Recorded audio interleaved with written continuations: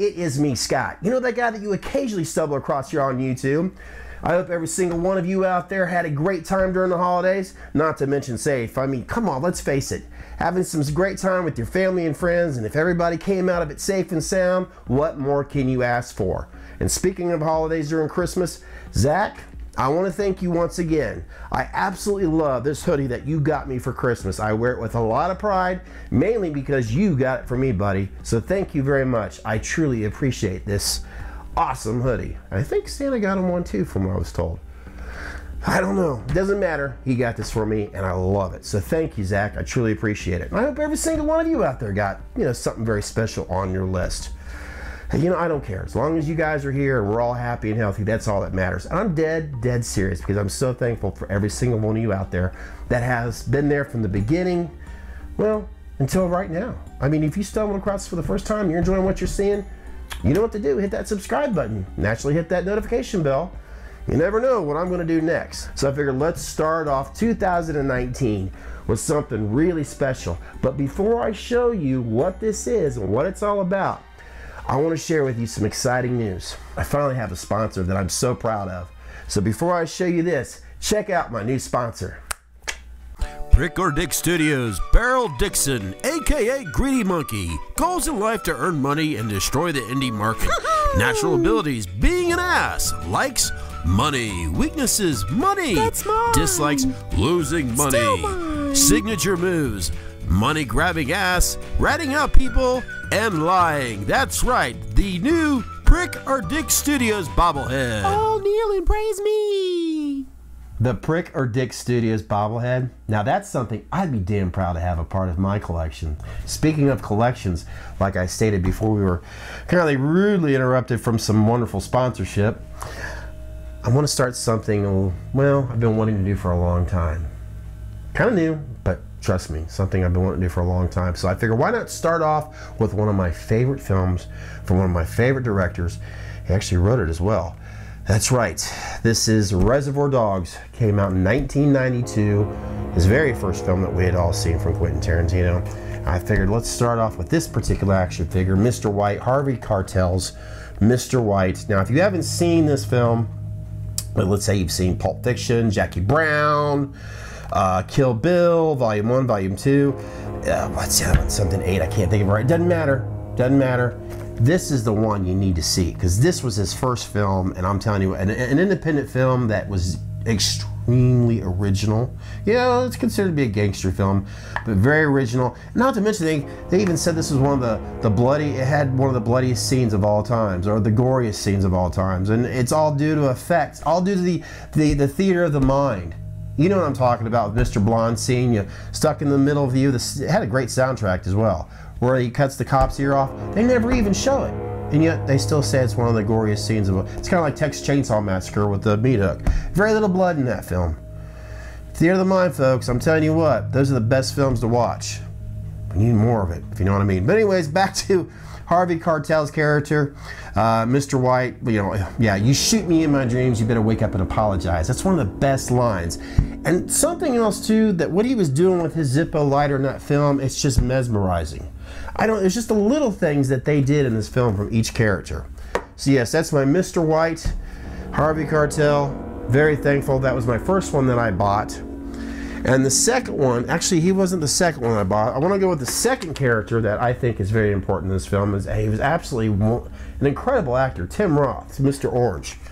I mean, the way his performance was when he gets shot in the gut. Okay, now he's an undercover cop, but yet they never knew it towards the end of the film. Well, never mind. Well, trust me, it's a great performance, a great film. I've already gone on enough about it, but yes, I really did. Mezco released these back in 2001, and I wish I had got it then. They were at my local mall, kind of like a record store, and I never bothered picking them up. I waited way too long. But yes, Tim Roth, Mr. Orange, very cool character, damn good actor.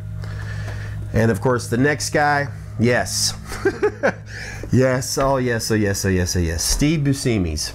Now every time, to this very day, when I see Steve in a film or even a comedy, I still think of him as Mr. Pink. No matter what, after all these years, I still think of him as Mr. Pink. And one thing that's really cool, I like the little stuff that they have all with their action figures, little sunglasses, their little unique guns or whatnot, but obviously he has the jewel, the case, and that's just something a little different there. But yes, I was definitely very thankful when I received this, because I didn't think I was going to get one. And these you can find them on eBay, okay? That's how I got them. But I was having a tough time getting this one.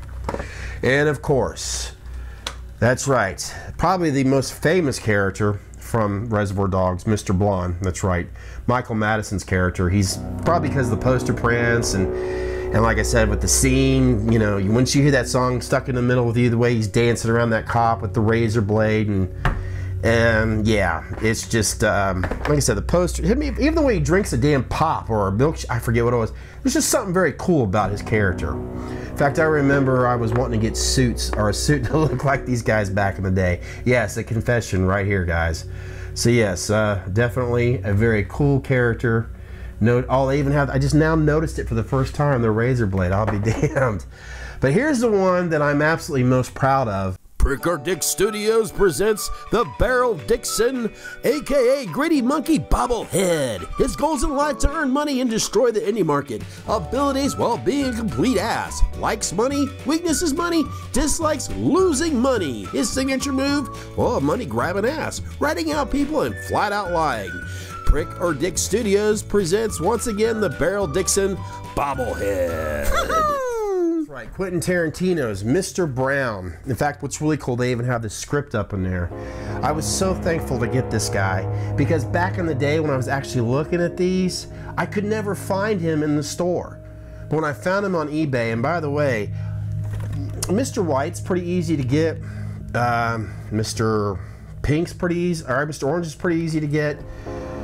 But these two were the most difficult for me for some reason. I don't know why, but Mr. Brown, a lot harder to get, a little bit more expensive, but believe me, you're not going to go broke getting these guys. I mean, you can either possibly, outbid someone, but the average price that I spent on each one was about 15 bucks, $20, and I was able to bid this down to 33. So, as you can tell, Reservoir Dogs action figures, even though they've been around, and it's a huge, a lot of fans I know love the Reservoir Dogs, or just Quentin Tarantino's alone, but I highly recommend that if you guys are wanting to collect, action figures, and you're, a fan of this film, you definitely want to check them out. Mezco, they may have them on their website. I'm not quite sure. I didn't bother checking.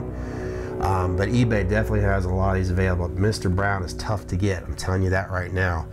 And now here's my next decision that's tough to make, because I really do like him in the case, and I want to put some shelves up in another room that I'm keeping some, my collectibles in. I'm debating on whether or not if I want to keep them in the case. Now, I'm not worried about the value of it or whatever, but I noticed a little bit more as I'm doing this video that Mr. White's case is stained, so obviously the previous owner was a cigarette smoker and all that, and I think I'm seeing the same thing on Mr. Orange. I could just tell. So I'm debating on whether or not if I want to take him out. Chances are I will, but you know what? Why don't you go ahead and leave in the comment section down below if I should take him out of the case or not. I'm going to leave it up to you guys if I should just leave them here. But if I do take them out of the case, I want to put them on a really cool display. And they are known to have their little stands in here, and you can kind of link them together to have, I guess, that famous look of them walking. So, I don't know.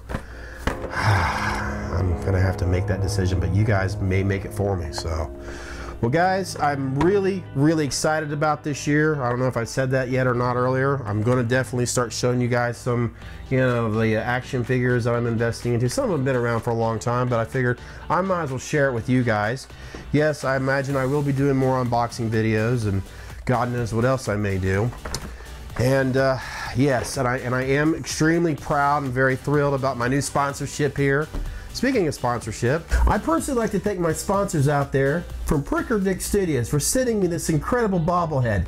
Not only will it grade in my collection, but it'll inform me when I'm going to receive that nasty C&D letter in the mail. Isn't that right, buddy? Be impatient.